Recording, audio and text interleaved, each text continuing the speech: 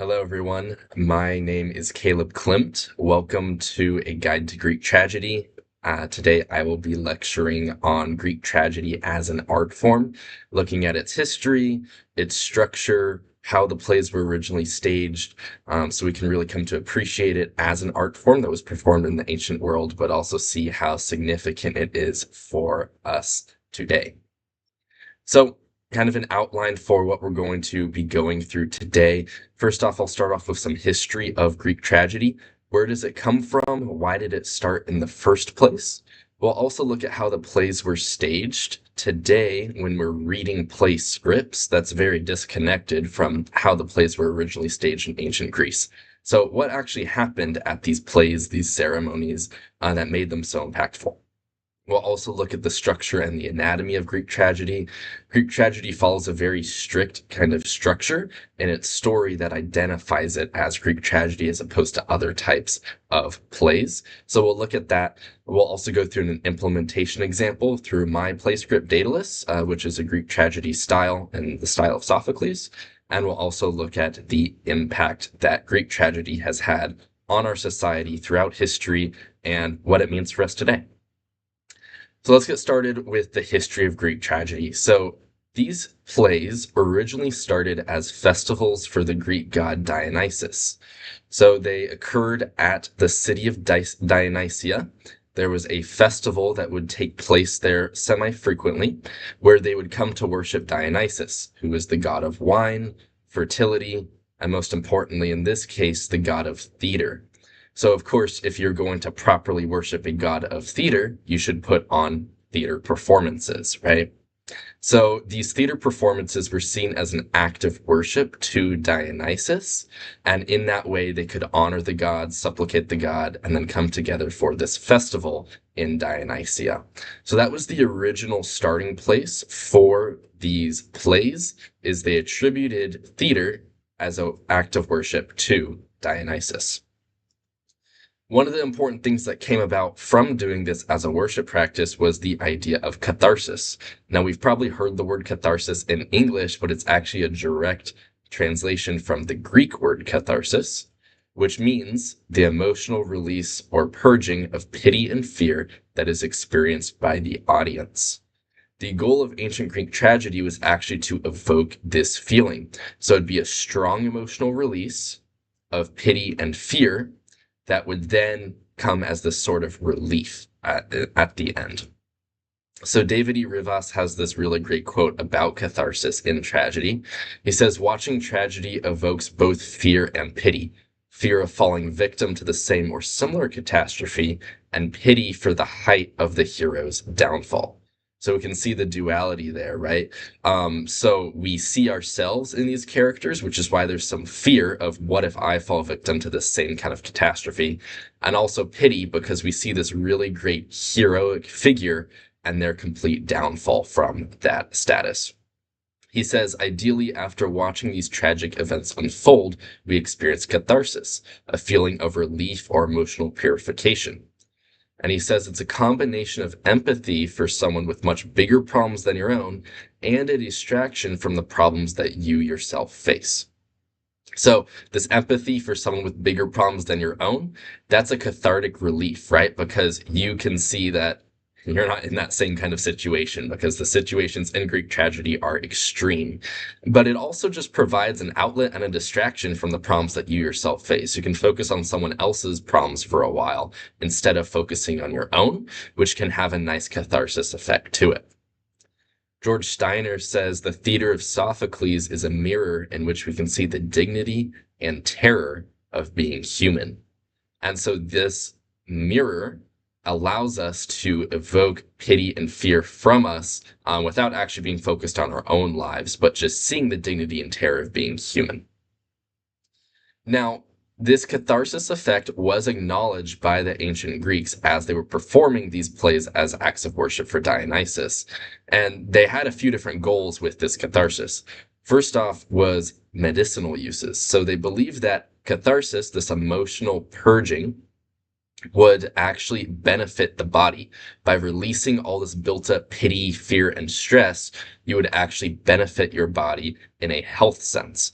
But there was also a religious sense to it as well. They believed that by purging pity and fear, you were cleansing your soul and becoming more spiritually clean. Now, through this, catharsis ended up becoming a kind of entertainment for people too, because it would be something that they would seek at these plays. And so the plays evolved beyond just acts of worship and they actually turned into a form of entertainment because audiences would flock to these plays hoping to experience catharsis by the end of them. And so, because they became so entertaining, these Greek tragic plays quickly evolved into a competitive sport. So at the city of Dionysia, not only would they be doing an act of worship to Dionysus, but they would also have competitions and tournaments to see who can craft the best Greek tragic play, and be kind of claimed as the top playwright in ancient Greece. So, what were the audience expectations at this time period when these plays were being made? Well, Bruce Derby says in ancient times, the stories contained in the plays were familiar to the audience. They knew the plots and knew the structure, right? This is a very important point because people in ancient Greece were very familiar with the mythology of ancient Greece, right? It was current to them. And so they had great familiarity with the heroes, the characters, the gods, all the stories from Greek mythology. So they already knew the plots and knew the structure of the plays that they were going to go see, right? They already knew the story of Antigone or the story of Orestes. But the reward, Bruce Derby says, was in the art of the particular rendition of the familiar story and how it dignified the ritual nature of the event. So what that means is it would take this mythological story and reinterpret it in this particular rendition, and through that, the audience would be able to see the story through a whole new light. So Oedipus Rex is an excellent example of this. Everyone who was attending the Greek theater to see Oedipus Rex knew the story of Oedipus, this Theban king who accidentally slept with his mom and killed his father. But what they didn't know is how Sophocles was going to portray that story, because the myth story is just those two tragic events happening and the story's over. But what Sophocles does is he picks up the story of Oedipus 30 years after those events have happened, and Oedipus has no idea that that actually occurred. The people he thinks are his parents aren't actually even his parents. He has unknowingly in the past killed his father and married his mother. And so the real tragedy in Sophocles' play is Oedipus coming to realize this terrible truth that has occurred already years in the past. And so it's a particular rendition of this familiar mythological story that makes it really impactful for the audience. The audience also definitely had a desire for catharsis. So they came to these plays expecting that catharsis would occur in them by the time the play was over. They were also expecting to see fulfillment of prophecies and oracles within the play, right? It was a common Greek belief that any sort of prophecy or oracle that is given will be fulfilled. And so they believed that as well for any prophecies or oracles that were given within the plays. But the trick was the playwright would seek to fulfill that prophecy or oracle in a way that the audience was not expecting. Similar to the Oedipus Rex example again, right? There's the oracle at Delphi, but this oracle that he's going to sleep with his mom and kill his dad is revealed differently than how the audience may have been expecting it to come into place. There's also a lot of moral wrestling over the following themes in Greek tragedy that the audience would be expecting to deal with, right? So the tension between human action and divine will. A lot of times in these plays, there's this kind of overt divine will that's occurring that's unchangeable, and the humans can act in accordance or against the divine will, and that determines their fate. There is also the futility in attempting to defy fate, because fate is seen as this absolute over the world. And so if we watch characters try to attempt to defy their fate, we'll see how they end up accomplishing it instead. There's also moral wrestling over the fragility of human knowledge and the cost of pride. Many of these tragic characters that we see are very prideful, stubborn, knowledgeable, and seeing how that leads to their downfall. So let's talk a bit about how these plays were staged, which is probably the most foreign concept to us because today, if we open up a book of Sophocles' plays and we read it, none of this is in there. But it's really cool to see how this art form developed in ancient Greece. So here is a drawing of one of the ancient Greek plays, most likely the city of Dionysia theater. And so several components to this theater that are important to know. First is what's called the theatron. So the theatron was the auditorium where the audience would sit. This theatron was huge. It could sit thousands of people for one play. It was also usually carved into rock or a certain natural mountain face to allow for much better acoustics because, of course, they didn't have any sort of microphones or vocal amplification at this time. So they had to make sure that in the play, the actors' sound waves could carry all the way throughout so all the audience could hear with these thousands of people. So that's the theatron. Down at the bottom is what's called the orchestra, which is where we get the English word orchestra from. The orchestra is where the chorus would be. So the chorus was a group of about 10 to 12 people who would sing in between the scenes of action that would take place. And these chorus people would often be singing in specific ways through strophes or anastrophes, depicting which way they would move across the stage. They would often give context or background about the mythological story that's happening or produce songs of lament. The chorus would surround the altar, which is called the bamos. This altar was dedicated to Dionysus because he is the Greek god of theater, so they would still have that ritual nature of the event in place there. Up here is what's called the proscenium. So the proscenium is what we would know today as the stage. It would be where the actors would perform in their scenes.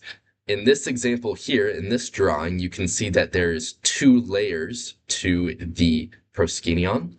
Sometimes there's just one, but it kind of varied depending on how ornate and elaborate the Greek theater was.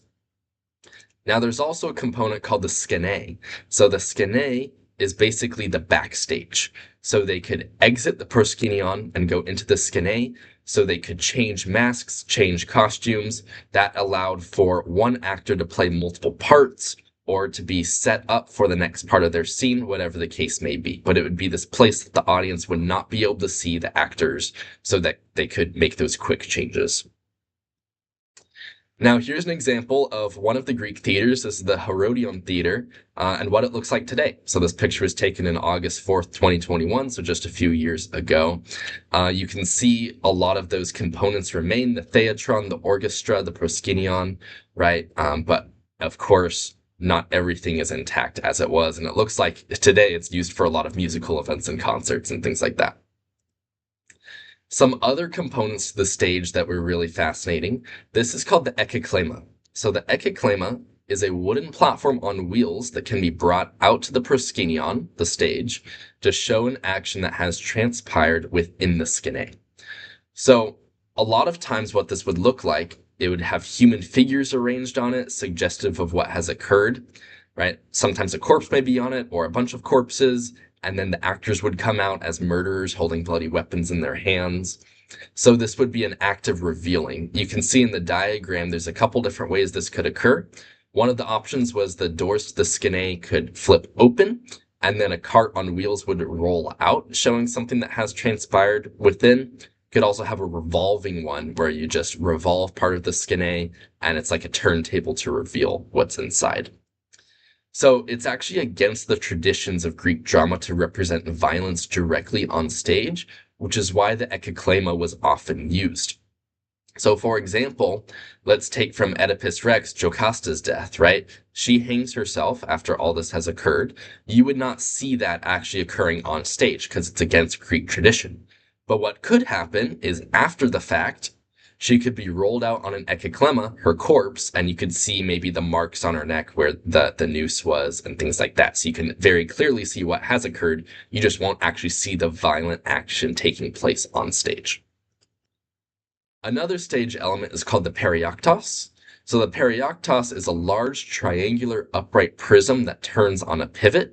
You can see some mock-ups of what this probably would have looked like in ancient Greek theater there. So you can see they're very large, and on each side of the prism is a different scene. So by revolving the perioktos, the background can be altered in a moment. So it allows for very, very quick scene changes if necessary, which is nice. And usually there's a perioktos on each side of the proskynion. So you can see one on each side, and then the entrance to the skene is usually in the middle of those two. So that also allows for, in the case like you see in the mock-up on the top picture, a split scene where a scene is occurring on the left-hand side of the stage, while a scene in a different location is occurring on the right-hand side of the stage. So that also allowed for those kind of play scenes as well. We also have a device called a mechane. Mechane is actually where we get the English word mechanism from. So the mechane was a crane with a weighted pulley that's placed on the skene, but the crane would extend above over the skene and allow for someone to actually be hung with a harness in this way, in the air. So the mechane was often used to lower actors playing gods or heroes from quote unquote heaven down to the stage, or to raise them back up to heaven, or even to exhibit them suspended in the air. So it was one of these engineering inventions for Greek tragedy that was meant to give this larger than life kind of scene here. In the bottom right diagram, you can see how the mechane, you can have the actor on top of the skene, you can bring him down to the proskynion. Either way works there. Euripides in particular was really fond of using this mechanism to let down a god onto the scene. So in Tori, everyone has read the Bacchae, and so Dionysus's intro in the Bacchae is actually used during this, right? He has like that 200-line monologue at the beginning, and so his introduction, he's more than likely on a mechane flying around back and forth during this time to give him a very regal appearance. Now let's talk a little bit about the actors themselves. So the actors were called Hippocrates. So of course we kind of see that word as hypocrite now, but in ancient Greek it was pronounced Hippocrates. This was an actor or a stage player in ancient Greece. Now Hippocrates was always male, but they could represent characters of both genders using their masks. Hippocrates literally means answerer. What this means is to the chorus, right? So the chorus would be the ones who are depicting the scene, giving the background. And in this ritual nature of the event, the actors are just responding to what the chorus is putting forth. They're answering the chorus.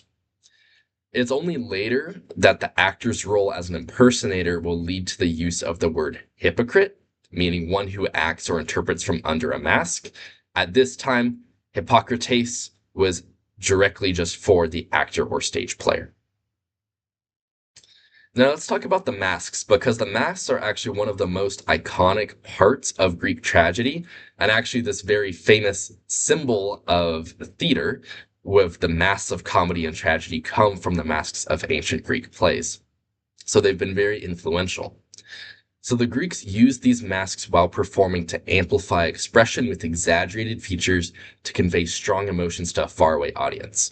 Remember that theatron can seat thousands of people, and there's no vocal amplification or screens to amplify the picture of the actors, right? And so these masks helped them amplify their expression with very large grins or very large angry expressions with exaggerated features so that emotions could be conveyed to the audience, who many of them were very far away from the stage. The masks also allowed for role switching. So one actor could play multiple characters, even characters with differences in age, gender, social status. This was all made possible with using masks. So oftentimes in plays, there would only be 3 or 4 distinct actors in a play. Even if there were more characters, they'd be switching out between the masks to identify as these different characters. Masks could even transform actors into mythic figures, blending practical needs with cultural and religious meaning as well. Here are a couple examples of these masks. On the left-hand side is a painting, and painting from a few hundred years ago depicting what they believed ancient Greek masks would look like. The one on the right there, on that left-hand side painting, is believed to be a mask of Dionysus, and so you can see some of the like Bacchant apparel on him. On the right-hand side is actually an example of an Oxford play that they wanted to recreate as accurately as they could ancient Greek tragedy. So you can see their more traditional style ancient Greek masks there, which kind of reflects the painting of the mass on the far left. Another important part of these masks was what's called the onkos. So the onkos is a projection on the actor's head, usually like a bulk or a burden or a very elaborate hairstyle worn on the masks that increase the appearance of height and stature. So in this picture here, you can see an array of different ancient Greek masks. Some of them have a very clear onkos to them. So for example, you've got this one right here. You can see the face part ends, and then for about another foot up into the air, you have this part of the mask that looks like an elaborate headdress. That would be an onkos to make the actor look taller and bigger. Also down here, you have another example of an onkos as well. Many of them do, even with just maybe large foreheads, but some have very distinct onkos with the elaborate hairdress there. So again, these just provided a more larger than life appearance for the actors so they could seem more real and even intimidating for the faraway audience. The actors wore a tunic called a chiton. A chiton fastens at the shoulder. They're worn by men and women of ancient Greece. It was the standard clothing costume while performing. Another part of the actor's apparel was the korthornoi. So the korthornoi was thick-soled shoes that give the appearance of extra height to the play actors. On the left-hand side, you can see a statue that was made of an actor actually wearing korthornoi to give them that extra boost of height. Now, this type of footwear is now commonly referred to as buskins, but at the time, it was very common for the stage. Again, with the purpose of giving extra height, more stature, this larger than life appearance to the actors. So let's talk about the chorus, which is arguably one of the most unique and impactful components of Greek tragedy. So the chorus had many practical roles to them. The chorus was meant to represent the public opinion, the social norms, and the communal concerns of the people within the context of the play setting. So it's a very good illustration of the Greek ideal that power and moral judgment belong to the citizen body, not a single ruler. So even though many of these plays featured a king or a ruler of some kind, you have this chorus who's kind of outside of that power structure, commenting on and helping dictate how the play unfolds. So how could they participate in the play? Well, the chorus sings between each scene, but the leader of the chorus could also speak on behalf of the group during the actors' scenes, so they could interact directly with the other characters. The choral song served a few different purposes. One of the purposes was to move away from the immediate action that was going on, kind of to a different plane of existence, where the singers could try to make sense of the action either while it was unfolding or after something has occurred. Another purpose of the choral songs was to express emotions too powerful for ordinary speech. Oftentimes in these Greek tragedies, there are very, very dark and intense things happening to these characters that are kind of hard to process. And so the chorus would step away in song to express these emotions that are too powerful to communicate just over ordinary speech. Now, the chorus was able to reveal secrets, but they were unable to stop an act of violence. This is because the full participation of the chorus depended on their voice. They were meant to have no actual physical presence on the scene, except for maybe the chorus leader. So they would be able to reveal secrets and know information, but apart from their voice, they cannot interfere with any of the plot of the play. So the chorus had a distinct identity in each play, but due to their limitations on influencing the narrative, they were often represented as elders, women, or slaves, just people in ancient Greece that were believed at the time to be unable to physically interfere. So some examples of this, in Antigone and Oedipus, you have the chorus as a group of Theban elders. In the Bacchae, you have the Bacchants as the chorus. They're female followers of Dionysus. In Cyclops, you have satyrs. In the libation bearers, you have slaves and servants being the chorus. So it's a very distinct identity for each play, but they always follow that kind of trend of not the most physically capable individuals as viewed in the ancient Greek lens, so they wouldn't be able to physically interfere. You also see from these examples that the chorus can be on distinct sides between protagonist and antagonist.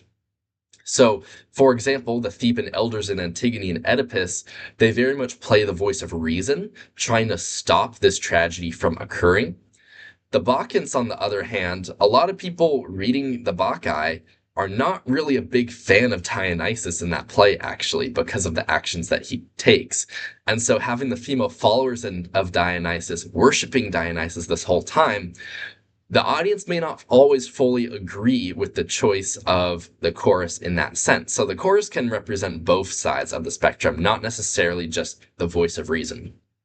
There's also distinct song components for the chorus as well. So the strophe and anastrophe of the chorus indicate the direction, either left or right, that the chorus would move across the stage while singing that particular stanza. Another inclusion that's less common is the epode. The epode is often the last stanza of a choral song, if it is present, where the chorus would remain still while singing. There's also an occasional reference to a type of choral song, which is called the refrain. So the refrain is a stanza repeated by the chorus at specific intervals throughout a choral song. So for example, I believe it's the libation bearers or the Eumenides have one of these sections where there's one stanza that's repeated 3 times in the choral song. That would be a refrain. For the music, there was actually music accompanying the choral songs. We had this instrument called the aulos. So the aulos is a double reed wind instrument commonly used to create music and ambience for ancient Greek plays, ceremonies, and performances. In the vase painting there on the right-hand side, you can see that it is actually 2 reeds. It almost looks like 2 simple flutes. So there'd be holes on each of these reeds that were few enough in number where one hand could control all the holes. And so you would use 2 of them to create the music that would accompany the rhythm of the chorus. So I want to show you all a few minutes of an ancient Greek tragedy recreation here. This is from the Oxford Ancient Languages Society. It is their performance of Euripides' Orestes. And so this is after Orestes has killed his mother and he is in extreme state of depression because of what's about to happen to him. So he's just wanting to sleep off his depression. And Electra, his sister, is there trying to console him and explain to the chorus what's going on in this scene. Now, why I wanted to show this specific example is Oxford does an excellent job of authentic representation for masks, chitons, their tunics, and as well as they speak in the ancient Greek language.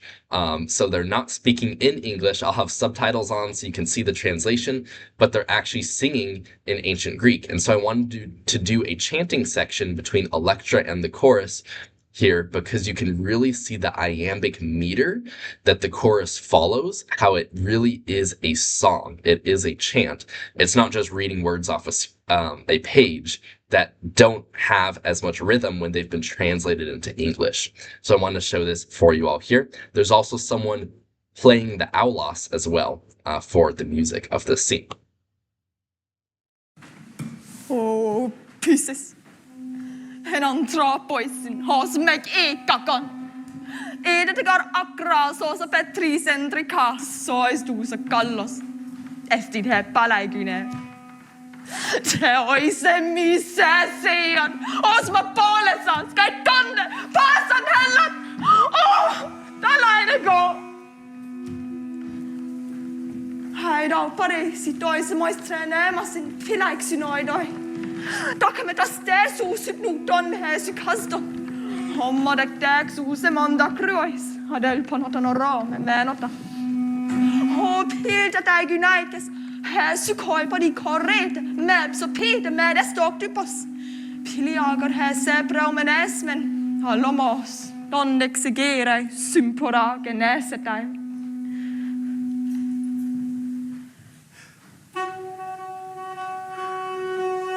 Siika letton sarvilas, kytetemme kypei. Apa proba tekes, apa promoikoitas. Sidu veivamai. Syringa sapos broa leptu donaka sopila ponemoi. Kilatenai ja syvera pompero. Nai hudos katage prosita tremasi logana poda se poti creo se molete pote cronio garbe son hoternans detai. Posse keino hume allo sopila kilatiganevo. Eti menem ne bracudana stele. Parakine ses hybno glykydatan peromenoi karin. Kaumokton nadika sadika tatarela kenna popona no tevitri body temi no sare dika se parano loxia se mas materos. Horaisen per gloisi divei mas. Sugarnin odalain ta yksa selassa seksyknu. Uka pämon, uka poikon, palenana parason en likseis metemen optypu. Legeisau.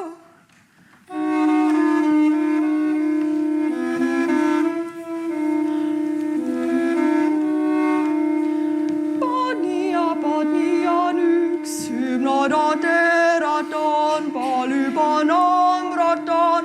Ereboteniti male katapteras tonagamem nonion epidamon hypokaralgeon hypotessyporas ioi komet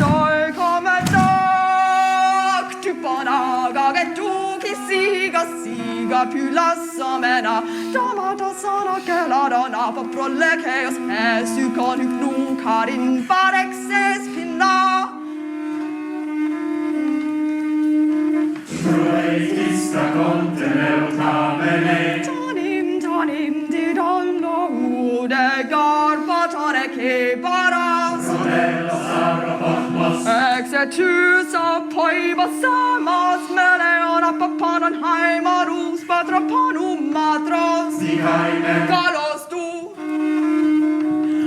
Ganes et anesote come name mater apodoles patera tegnate tades et en apaimatos. Olometis omneguis solometas sude garen necrois. Dodemonoi ketagi udopleon verosens. Dona caesite caegois ipta brusiden nuciois. Agamos a technos et ibiona bioton hameleos eston aienem gokronon.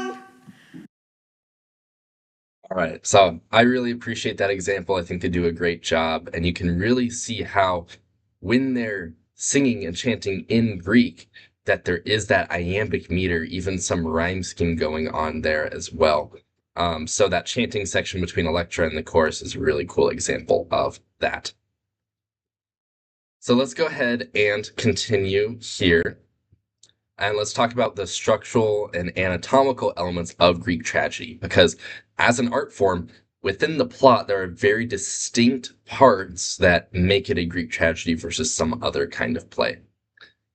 So first off is this component called the prologos. This is where we actually get the English word prologue from. So the prologos is an opening non-choral scene that sets the context, background, and theme in which the play takes place. And so for each of these structural elements, I'm going to include an example from the play Antigone, which in Tori we all have read, and we're going to see those different components play out. So this is the prologos of Antigone. Antigone opens by saying, "My sister, my Ispene, do you know of any suffering from our father sprung that Zeus does not achieve for us survivors? There's nothing grievous, nothing full of doom or shameful or dishonored I've not seen, your sufferings and mine. And now, what of this edict which they say the commander has proclaimed to the whole people? Have you heard anything? Or don't you know that our enemies' trouble comes upon our friends?"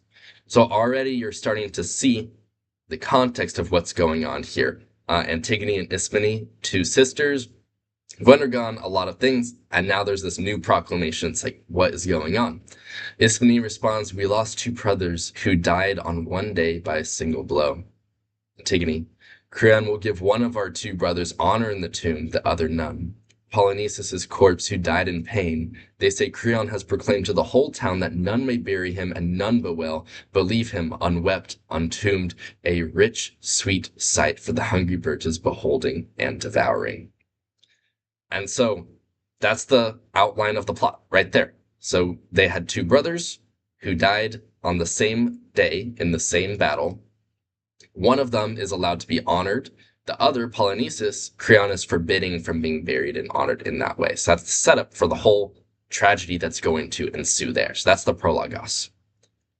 After the prologos is the parados. So the parados is the entrance song of the chorus, which is often in a marching rhythm, which provides commentary.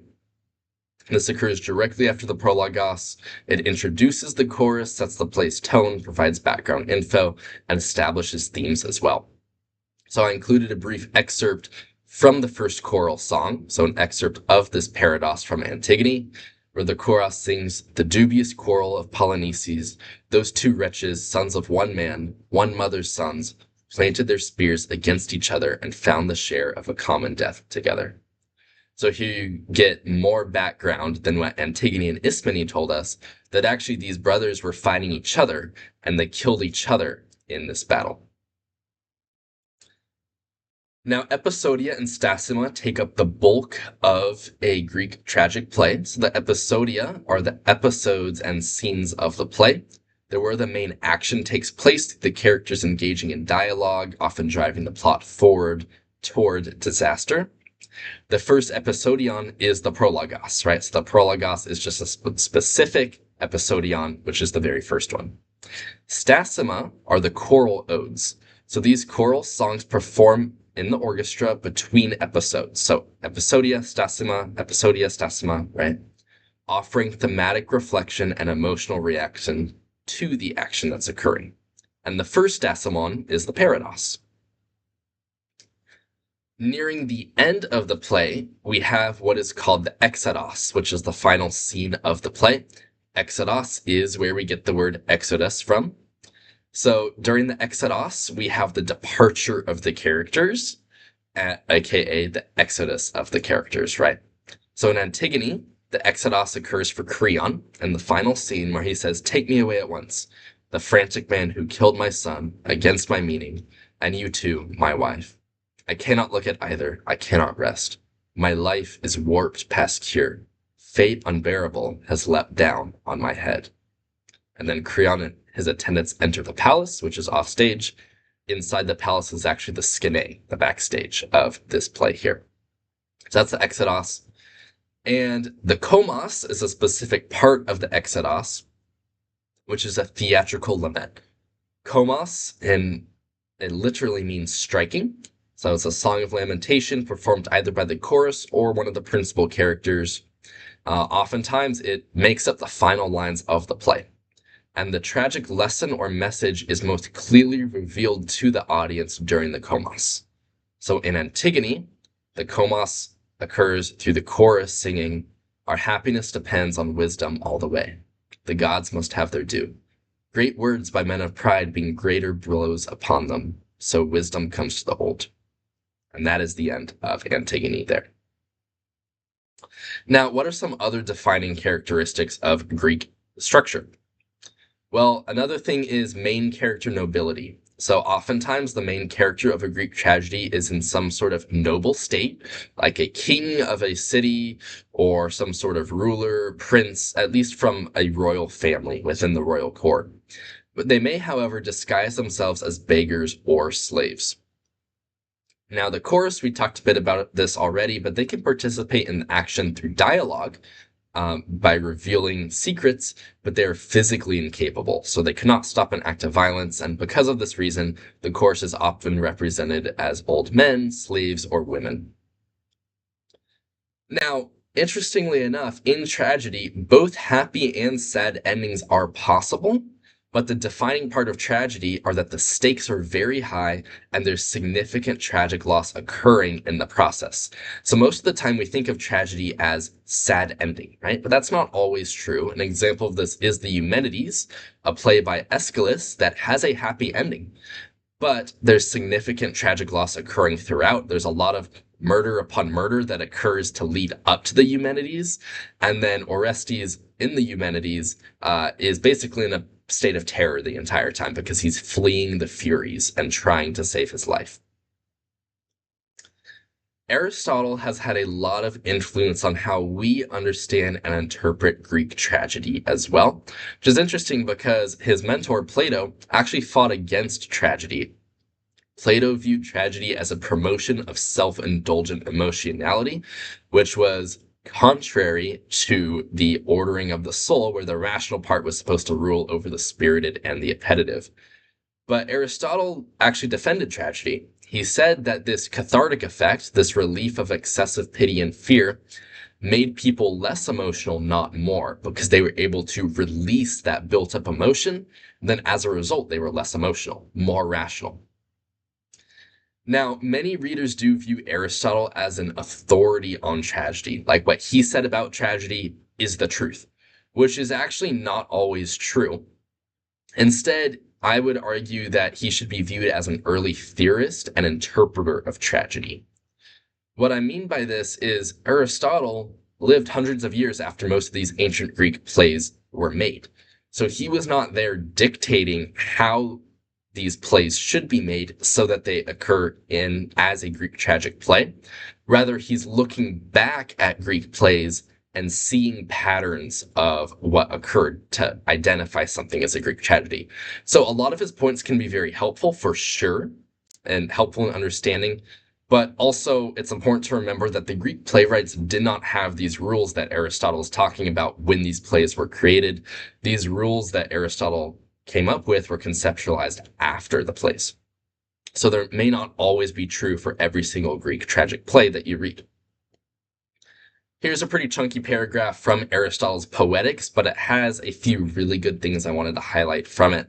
The first few sentences are talking about there's a specific condition under which pity and fear are released by the audience, right? So it cannot be that it's a virtuous man going from good to bad fortune, because that is just disgusting to witness. But it can also not be a bad man going from bad to good fortune, because that's untragic and it's not sympathetic or pitiful. And there should also not be a very, very bad man going from good to bad fortune, because it would be sympathetic, but there wouldn't be pity or fear, because the audience may think it's deserved for a very bad man to slip into bad fortune. Instead, Aristotle says pity is for someone who is unfortunate but does not deserve to be. Fear for someone like us. So pity occurs when we can see a link between ourselves and the tragic hero who is undergoing this misfortune. Someone that we think is good because we generally think ourselves as good people, not like this intensely bad person, who does not deserve this kind of unfortune that is occurring. So Aristotle says it's changes to bad fortune not through badness and wickedness, but through some mistake. One of those great good fortune and reputation, such as Oedipus, Thyestes, and the famous men of such families. So generally good men. Oedipus was a strong, powerful ruler who had some mistake or flaw that promotes this downfall. That is how pity and fear are released. So Aristotle wraps up by saying from good to bad, not through wickedness, but through some great mistake. That is how tragedy occurs. From this, we get the idea of hamartia. Hamartia is a term coined by Aristotle, which refers to a tragic flaw of the main character. Interestingly enough, The word hamartia is used in the New Testament of the Bible to refer to as sin a lot of times. It literally means missing the mark or to err. But in context of Greek tragedy, it's referring to the tragic flaw or error in judgment by the protagonist that leads to their downfall. So a lot of times this hamartia can be very present, but again, it's an idea that Aristotle introduced after these plays had been written, so they may not always be true. So for Oedipus, 100% he has a hamartia, right? He's this great ruler who has this tragic flaw of he cannot be satisfied with ignorance. He has to figure out what happened in these oracles, and that leads to him discovering this very awful truth that leads to his downfall. Does Antigone have a hamartia? Maybe. It's kind of hard to say, though, because what would hers be in the play of Antigone? Well, the fact that she wanted to honor the gods' law of burying the dead, that doesn't very much seem like a mistake to make. But maybe Creon would be a better example of having a hamartia, where his stubbornness of, no, we cannot honor Polynices through burial, leads to this downfall that occurs. So maybe Creon could work for having a hamartia in the play Antigone. Does Orestes have a hamartia? No, I don't think it works here. What did Orestes do? Well, he listened to Phoebus's direct command, Phoebus, the god Apollo, to avenge his father's death. And so he's just directly following the will of a god here. So I don't think we can accurately say that he has a hamartia or a tragic flaw. Some other story components that were coined by Aristotle, we have this concept of peripeteia. Peripeteia is a pivotal point in the story where a protagonist's fortune shifts from good to bad. So this is analogous to the reversal element in modern day stories. For example, in a story where the character going through the rising action is getting closer and closer and closer to the point that they need to be, then all of a sudden this plot twist happens and their fortune is reversed. So peripeteia is best described as a change in situation. Some examples of this: Oedipus and Oedipus Rex definitely has a peripeteia. At the start of the play, he's the king of Thebes. By the end of the play, he's self-blinded, he's exiled, and all of his honor is gone. It's very much a change in situation. Peripeteia occurs. Similarly, with Creon in Antigone, he goes from being a ruler to all this tragedy happening within his family. Pentheus and the Bacchae for sure. He is a king who, by the end of the story, has been mocked, shamed, and then torn limb from limb by these crazed Bacchants. And Orestes in the Eumenides as well. Royal family where their family is destroying each other through murder. And after he avenges his father's death by killing his mother, he is now being hunted down by the Furies. So it's a very much a change in situation there. Anagnorisis is a related but a distinct idea by Aristotle. Anagnorisis literally means recognition or discovery. So it's the critical moment where the protagonist discovers a true, often devastating fact. This one is distinguished as a change in knowledge. So you see the difference there. Peripeteia is a change in situation, and anagnorisis is a change in knowledge. So some examples of this: Oedipus also undergoes anagnorisis in Oedipus Rex. His anagnorisis is discovering, oh shoot, I killed my dad and slept with my mom, right? Agave in the Bacchae also has a very distinct anagnorisis, where after she has killed Pentheus in her Bacchant frenzy, she comes back to sanity and then realizes what she has done to her son. So this discovery or recognition is very tragic. A lot of times anagnorisis comes about through characters discovering their loved ones have either been killed or committed suicide in those kind of cases. So let's kind of map out Aristotle's tragic plot structure here. So at the beginning, you have the inciting incident. The inciting incident contains the prologos and the parados, like we've talked about. Throughout the rising action, we have alternations of episodia and stasima. The hamartia of the protagonist, right, that tragic flaw, becomes increasingly evident throughout the rising action. Now, near the top, we have our plot reversal. So we're nearing the climax, and there's now a representation of either a peripeteia or an anagnorisis, right? In this plot reversal, either there's a change in fortune, or a recognition or discovery, a change in knowledge that reverses the plot.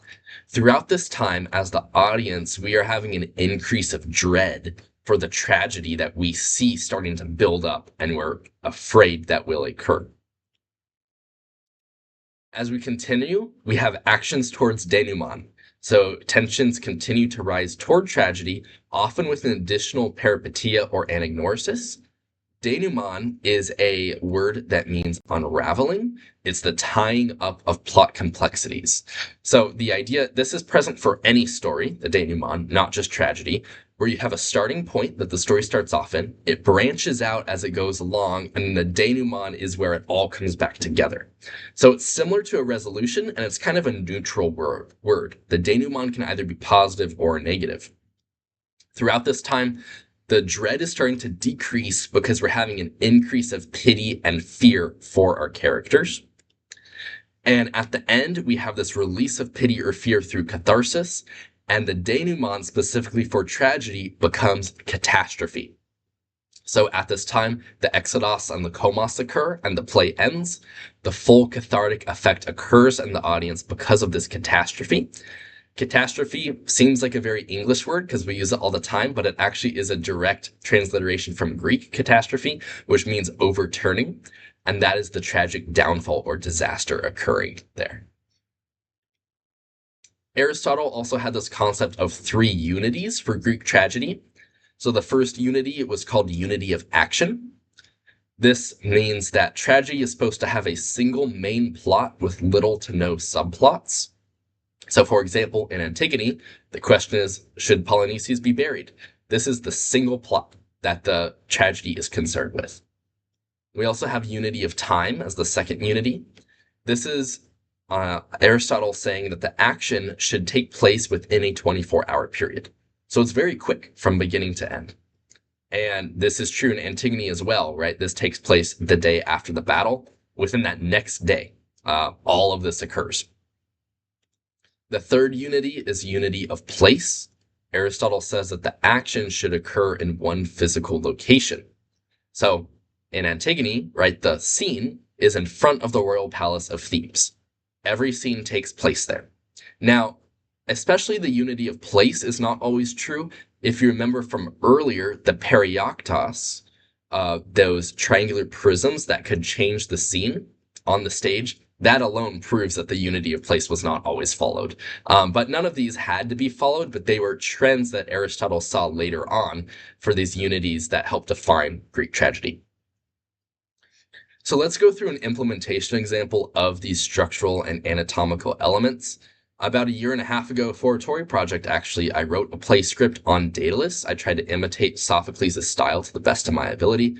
And so just kind of going through here, seeing how these things can be implemented to identify a new work as a Greek tragedy. So some defining characteristics that I took over into Daedalus here. Well, definitely main character nobility. Daedalus as the main character, he's a renowned builder and inventor with high political standing as well. Hamartia is definitely present here. Daedalus's hamartia is his ambition, an ambition that is improper because he's trying to increasingly go higher and higher to the point where he's basically defying the gods. There's also choral representation in this Daedalus play. The chorus is depicted as herdsmen or shepherds of low social standing, right? So we have this continuous thread here of the chorus can interact by knowing information, revealing secrets, but they wouldn't actually be able to stop an act of violence. They're equivalent to servants in ancient Greece. Thinking about the adherence to Aristotle's three unities, I did include unity of action, right? So there's just one main plot point. Daedalus is exiled and he's trying to get out. That's the main plot point there. Unity of time, also, that action does take place within a 24-hour period, but I did not include unity of place here. There are a few different scenes that take place in front of the royal palace, in the high tower of exile, and also outside of the tower where the herdsmen are. So let's look at the prologos of this. I didn't include the full thing because the prologos is maybe 200 lines, but just the most important details that identify the beginning of this play as the prologos. So Daedalus opens. He says, "My king, king of the glorious city of Crete, how may I be of your service, great Minos? At the hearing of your summons, I was quick to respond. I did not delay in my arriving. The town blossoms with prosperity and piety. The city of Zeus is a sight to behold. By your pious conquest alone has this occurred. Recall, for my life in Crete was birth of such a conquest. In your rule, my home has been made in this place. Oh, the miserable state of this country when I first arrived. But through your conquest, a light cast away the darkness in Crete. I, Daedalus, whom men call great, took it upon myself to serve the king and rebuild a broken country." And he continues going on, basically tooting his own horn, right? But you already get an idea of what happened. Daedalus has actually been made home here, so it is an exile from Athens. He is in Crete, but he's gained good political standing because of these contributions he's contributed to Crete. Minos responds a bit later after they go back and forth. He says, "You are a servant to none but one man, yourself. You betray me. You help the king who betrays me. Into the labyrinth was Theseus condemned, and yet word I have received that out he comes. Away with my daughter he sails, back to Athens. None but the renowned builder of such a labyrinth could know the way out. You conspire with my enemies." Daedalus says, "It was your daughter, your beloved Ariadne, who so begged me that Theseus be saved from the Minotaur. What was I to do? Deny the request of the king's daughter?" And Minos responds, "Here I exile you to the high tower, isolated in salty waters and escapable by none. With you shall be Icarus and Perdix. I allow your role of father and mentor to be upheld." So here we get more context of what's happened. Minos is extremely angry because he views that Daedalus has betrayed him through helping Theseus escape the labyrinth. And because of this, Daedalus is punished into further exile inside of this high tower, basically a kind of inescapable prison. So that's the prologos. After the scene that includes the prologos, we have our first choral song, which is the parados, right? So this parados is meant to further explain these events that Daedalus and Minos were going back and forth on. Like, what's the labyrinth? What's the Minotaur? What's going on in this situation here? So the chorus is meant to explain the background of what has happened. So another thing to note about the choral songs, of course, I wrote this play in English originally, not in ancient Greek. So I did try to copy a lot of how it's been translated. So it includes some of the flow and the kind of same language as the translations into English have been, but I was allowed to do a little bit more creatively because I'm originally writing it in English. So I tried to include more of an iambic meter to the choral songs, as well as some couplets of rhymes here and there as well, but not a strict rhyme structure, just like in ancient Greece, they did not have a strict rhyme structure for their songs. So here's the chorus. Radiant love, who intoxicates the hearts of men, making his past crooked and joyful, why must you also take grasp of ungodly crass? Poseidon's curse, unfaithful king, you make young Pasiphae run mad, struck with the bitter arrow, she bleeds unlawful thirst and stoops down to satisfy her desires worst. King of Crete, look upon your wife and mourn. Blemishless the bull set as her desire, unrestfulness her friend until the thing is done. Unfit to speak, unfit to do that which was done, the cursed fruit of which a bastard son made mark on earth in half-man, half-bull form. A mockery of royalty pure, in hiding the sin of marriage stained. Remove the beast and pray it will remove the shame. Into the labyrinth goes the Minotaur jailed, a maze of twisting turns and doubling backs held by a Phrygian meander of dirt and stone. The great Athenian inventor, now been made home in Crete, winds the path up over themselves so none can escape. The threads of Arachne are less ornate than these. Inside that monster seeks its meal, and now lost man is what he needs. Great Minos, you pity your wife's unhappy child and provide for him Athenians to eat, each not 9 years apart, picked to feed the beast. The third of 9 held Theseus, honorable Athenian king, who won the heart of Ariadne, the daughter of the queen who blazed with love for him. She turned against her father king and unwraps our Daedalus into a treasonous scheme. So you can see a little bit of the iambic meter, a couple couplets in there, but really this parados serves to explain what has happened leading up to this point and how Daedalus got involved in the situation that he is now being exiled for. Now, of course, throughout the majority of this play are episodia and stasima, but I'm not going to include that whole thing because that's like 1,500 lines of play script, right? But I did want to include one example of a stasima because, to be honest, for me, the most enjoyable part to write was the choral songs. I enjoyed that more than actually writing the action because it is so poetic and there's such great imagery in here. So I did want to give one example of one of the stasimon to show you here. This is actually one of my favorites that I wrote is as the choral songs here. And just a heads up, this isn't one of the really intense parts of the play, so some of the imagery in here is like really gross and dark, but it's meant to portray a point and be analogous to the situation that they're dreading is going to unfold within this actual action of the play for Daedalus. So the chorus sings, "We guard the sheep of Cretan fields, a humble service to the king who rules beneath the gods. Much we have seen in shepherd's time, and much we dread to see with troubled mind.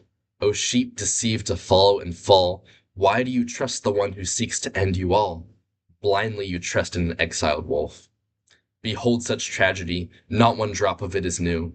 Itys, your mutilated flesh lies in the belly of your heinous father. Your boyish trust in this monster swallowed you up. Your ignorant love, arms so dear around your mother's neck, is what returned you such a bloody demise. I cry, child, do test your trust before you hold tight. More tears to spill upon the earth. Divine Apollo cries for his son's blindness that blasted him from the skies. O Phaethon, you trust a promise and rashness given by your dear father, who sees your fate but all too late. The chariot, out of control, scorches the earth with white-hot fire till bolt-struck you fall burning, with savage flames devouring, and in the sea you gain the death of one supremely brave. This grief of death, forgotten, shall be repeated. Open your eyes, men, children, fated for wolvest kind, who meet no resistance from the trusting blind. Beware the men who worship at their own altar. Keep distance, eyes fixed on the cattle they slaughter, else you become their sacrifice. It is glory, not love, by which they are enticed. A starving dog, once given a heifer's meat, thinks he is entitled to it forevermore. Foolish men, why do you act as the dogs do? Proper it is to make sacrifice and honor the gods as sworn right. The draw to immortal power is rotten, for men are weak and unfit, yet these insatiable spirits madly claw at any sense of control over the divine. What raving madmen, such rabid dogs! The gods will have their due, for no mortal lives long after such a touch of divine power.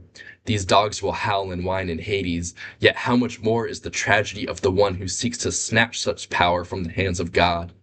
They dump this power into the mouths of men with their fraud. See across the salty waters the Caucasus hills, great mountains of rock scraping the eagles' domain. We hear the haunted cries of Prometheus there. He lies chained with an eagle tearing his body bare. Through his flesh, innards exposed, his liver a feast for birds, and each night this organ grows back, each day it is eaten anew. Such is the cost for those who give mortals the power of the divine few. Prometheus, such a gift you give to mankind, a gift of knowledge, you bring technology and fire to the dogs who of such power are most unworthy. Cursed is the one who strips Hephaestus from his throne, and damned is the one who seeks to rule the gods' domain. You are punished in the realm of sky, but now another draws close to soaring divinely high. So I hope you appreciate that poetry from that example as well there. I had a lot of fun writing it, and I think it gives a great stasima example of reflection and emotional reaction to the action that is occurring in the play. Now, we have all this tragedy occurring, peripeteia and ignorasis, and then we reach the exodus, right? So again, the exodus is the final scene of the play where a principal character exits. And so here is after the tragedy has occurred with Daedalus and Icarus, Daedalus and Perdiccas, all of this has happened. Minos has just realized and discovered that all this has happened, and this is his reaction and his exodus from the play. This misery is my own doing. At his first sign of treachery, my love for his kin softened my wrath. How I cared for their well-being, and look at their well-being now. So fiercely does this regret rain down on my head. We fools who do not cut down evil at its first sign of sprouting, but entertain it to grow a while, this is our doom. Dear Icarus and dear Perdix, I killed you, clearly I proclaim it now. What divine justice did I uphold? Thinking myself a god, I twist the laws of the gods to my own. Look how it ends, we who remain, drowning in a sea of sorrow. That disgusting wretch still remains free, and his flight mocking the power of the gods. Guards, take me away at once. My weakness kills the innocent, and my stupidity kills them again. For these deaths, or for the deaths of these children, I hold myself responsible. Let me not find rest or peace in this life until Daedalus is struck down from his. And then Minos exits, escorted by the guards. Directly after this is the Komos, the final lines of the play, chanted by the chorus. And again, this is where the tragic lesson is most evident. The chorus says, "What privilege have we to ambition, to power and to glory?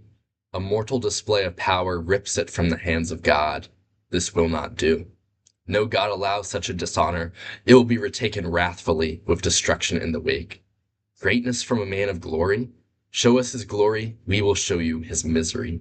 And so it happens time after time. The innocent die for the actions of the proud.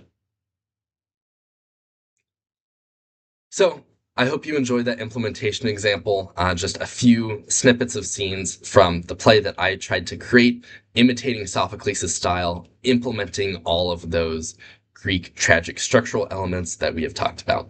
So let's talk about impact. What does Greek tragedy actually mean for us today? Well, there's several things. First up, and one of the most famous, is the cathartic effect, right? So catharsis as a concept has expanded much beyond the original roots in Greek tragedy and has become a very prevalent thing today.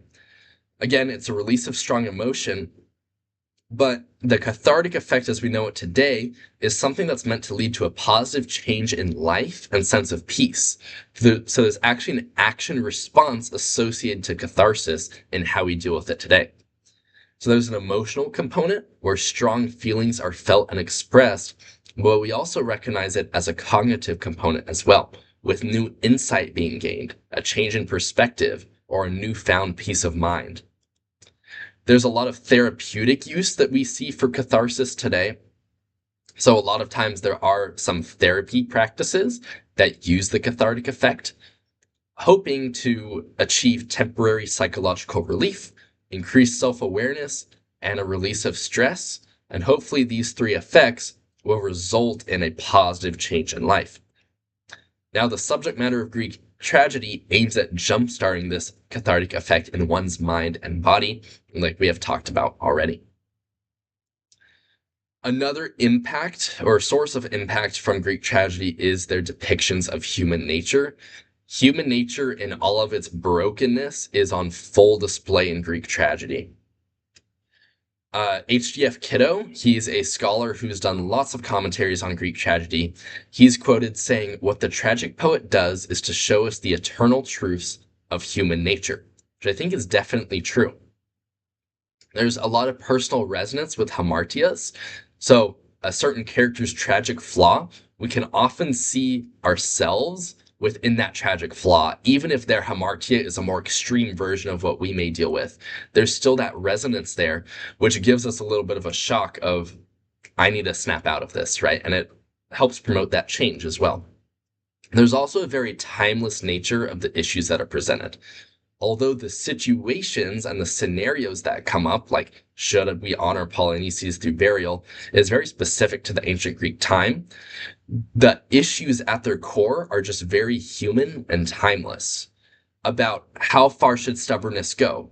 About how far should we honor these higher powers versus obey earthly authority? These kind of questions that are present in all these different plays are very relevant to us today because they are timeless.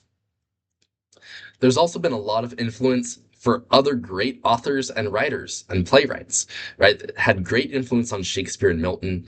For Shakespeare, he was heavily influenced by Greek mythology, often including references in his plays.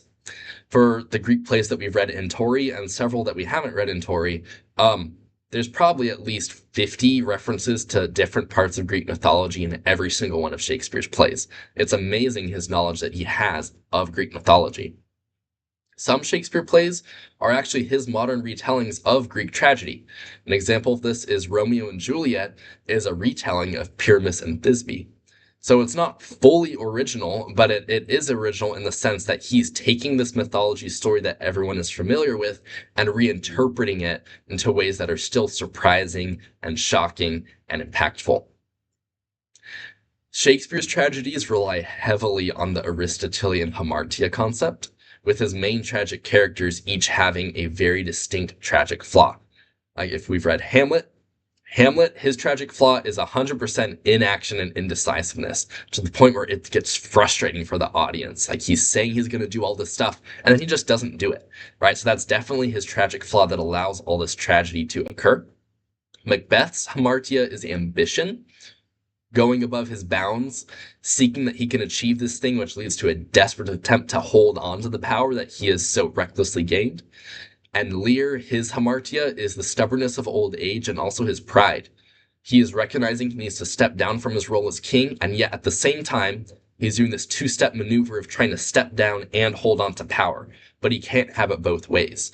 And so this prideful hamartia is what leads to all the tragedy in that play. Milton also has been very influenced by Greek tragedy. He also frequently included references to Greek myths in his poetry to provide analogy or produce imagery.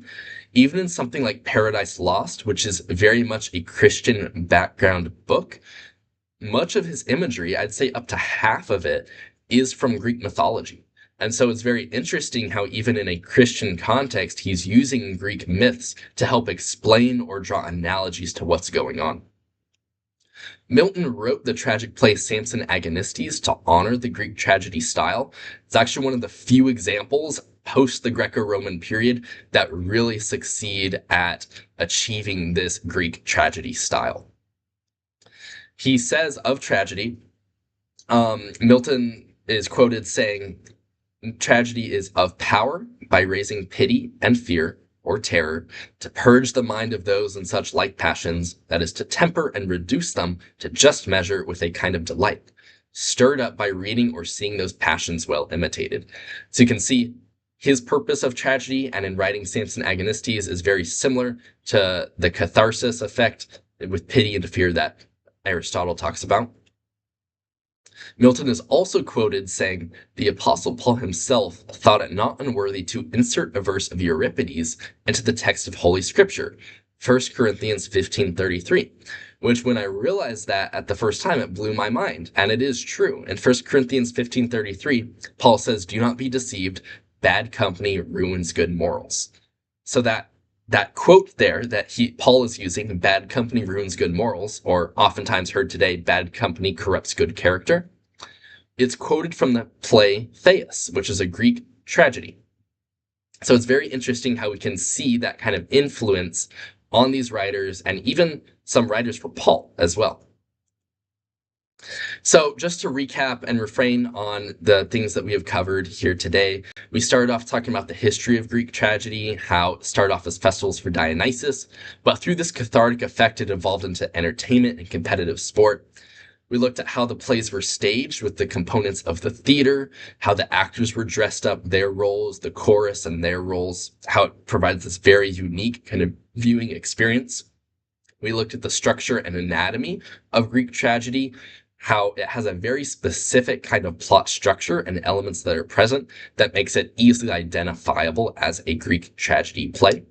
Looked at an implementation example from my Greek play Daedalus, and we also talked about the impact of how incredibly significant Greek tragedy has been on our culture, and also just on how impactful it's been on other writers like Shakespeare and Milton who have been impactful on our culture. So it's really imbued throughout history and been very impactful. So thank you all for listening on this guide to Greek tragedy. I hope this is all very helpful for you, learning more about the history, the structure, how the plays were staged. Thank you all. Have a great rest of your day.